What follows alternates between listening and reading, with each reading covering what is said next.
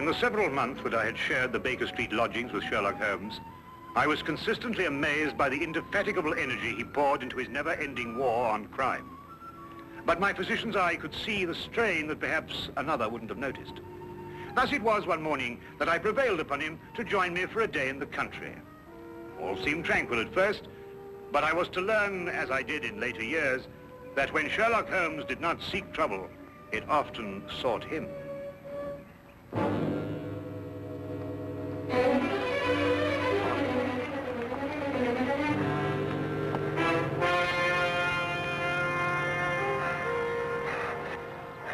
Help her.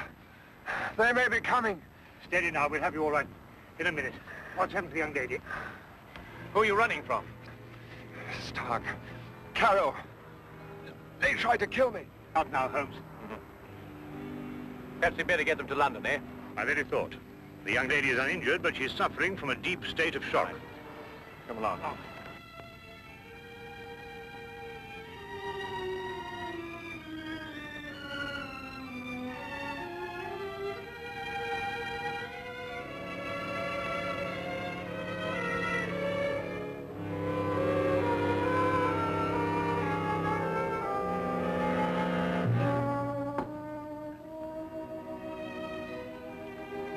Just drink this, will you?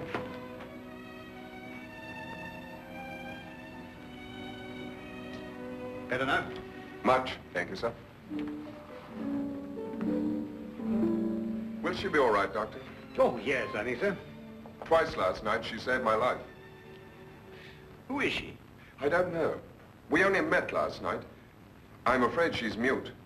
What, deaf mute? No, she hears and understands perfectly. How did you meet her? Well, it all started yesterday afternoon. Seems an eternity since then.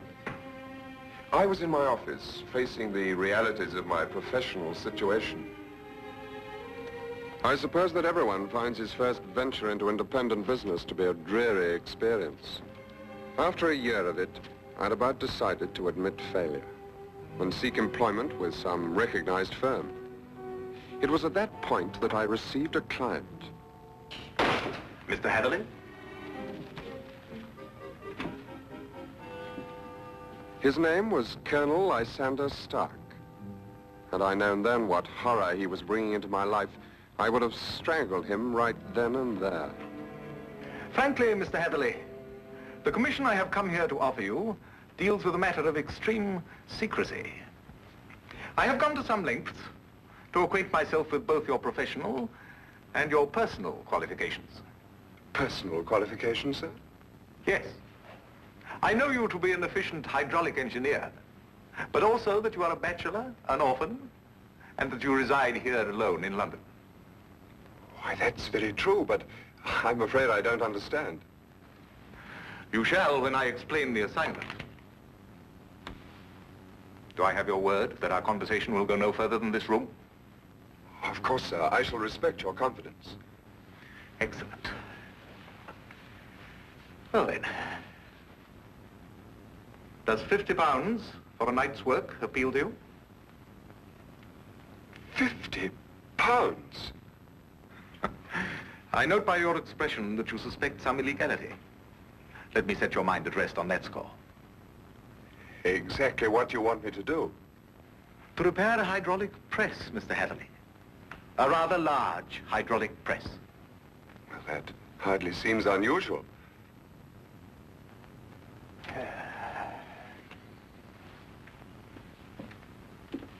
For some years, I have owned a small place in the country just outside London. Recently, it has come to my attention that the land contains a vein of something commonly called fuller's earth. I trust you are familiar with the term. But ore is dug out of the earth. Why should you need an hydraulic press? I'm a businessman, Mr. Hatherley. Undoubtedly, the land surrounding mine contains more of such wealth. I hope to use the income from my own discovery to purchase my neighbor's land cheaply before he discovers its hidden wealth. I see. If my neighbor were to suspect what wealth he treads on daily, he would never sell at any price. It's quite clear now. You use the press to mold the dug earth into some innocent form so that you can dispose of it without suspicion. Precisely. Very ingenious. There's a fortune down there. A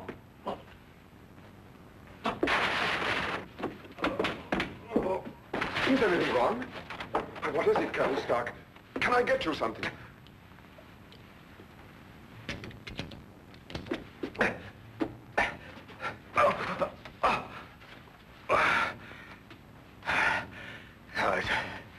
It's all right. My heart. I oughtn't to get too excited.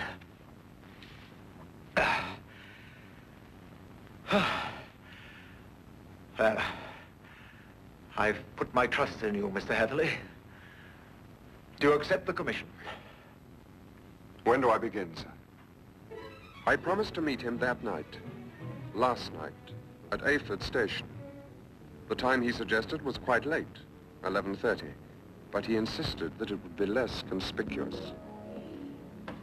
I freely admit that the money kept me from exercising a more natural curiosity at such bizarre proceedings.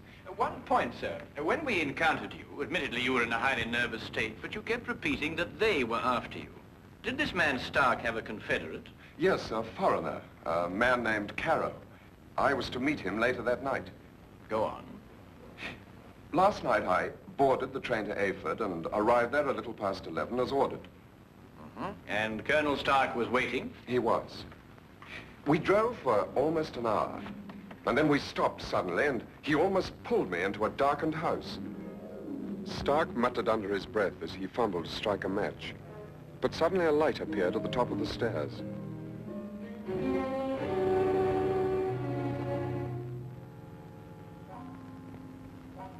It was the first time I saw this young woman, gentlemen. Even in the poor light, beauty and fear were sharp in her face.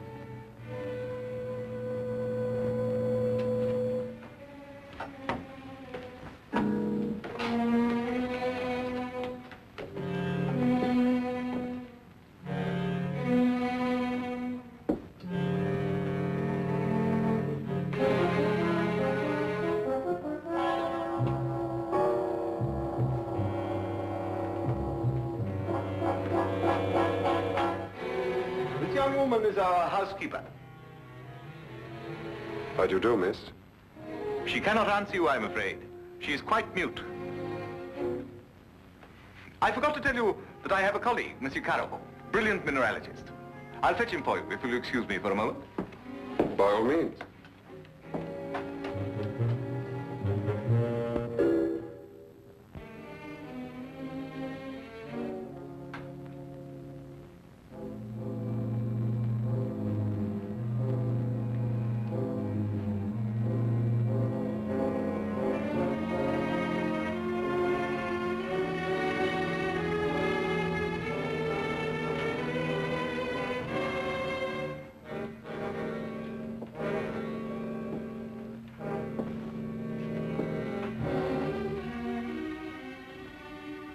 Is there anything wrong? You want me to leave? Why? Are you trying to warn me against Colonel Stark?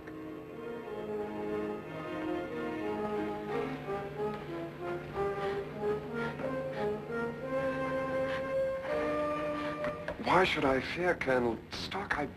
I only met him this afternoon.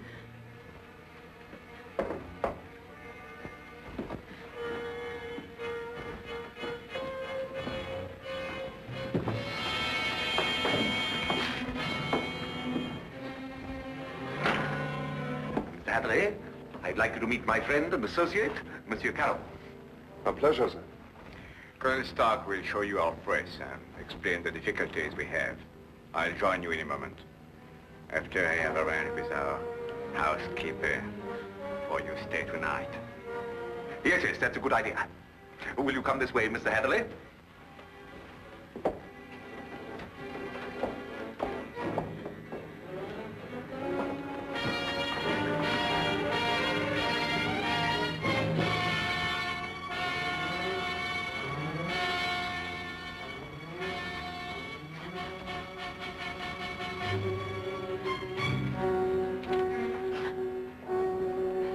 I thought you have learned better, my dear. Perhaps I'll have to send you back to school.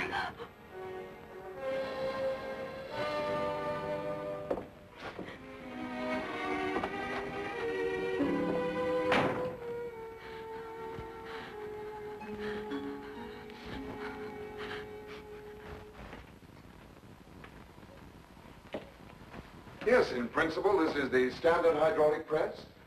Now, I must say I've seen few as large. Indeed. And so it has the work of 4 ordinary presses. I think I told you that time is my greatest foe.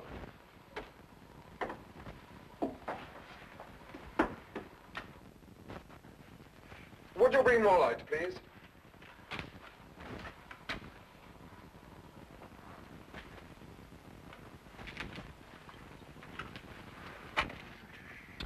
Wood. Concrete would have given you more support. Are these walls reinforced from the outside? Ah, Bruno. I was just about to explain to Mr. Hatherley that all the walls except the one he is examining are reinforced. However, there's no trouble with the walls. It's in the machinery. You'll hear it. Good. Just wanted to check up first.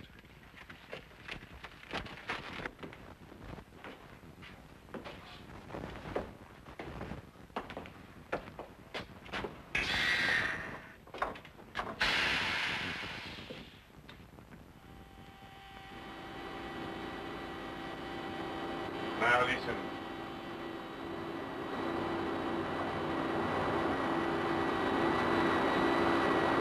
Know what it is? One of the cylinders is leaking fluid, cutting down your power. Turn it off and we'll have a look at the driving rods.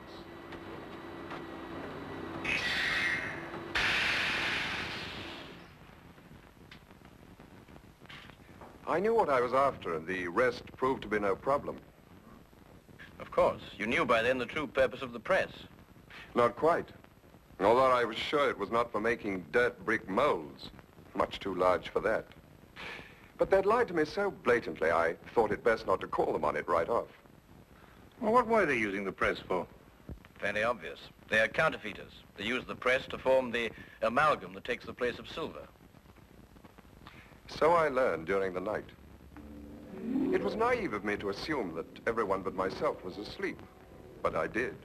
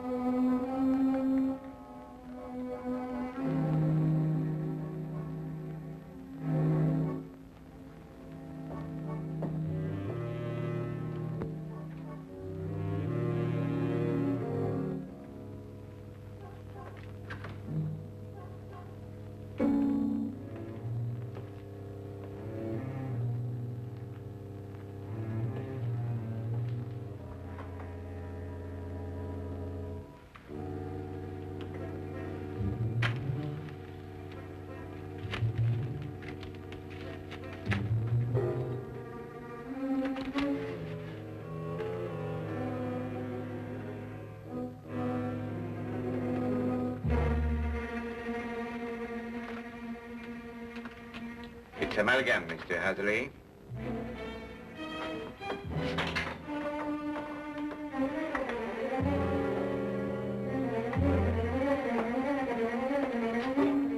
Carol! Open up! Let me out of here, Carol!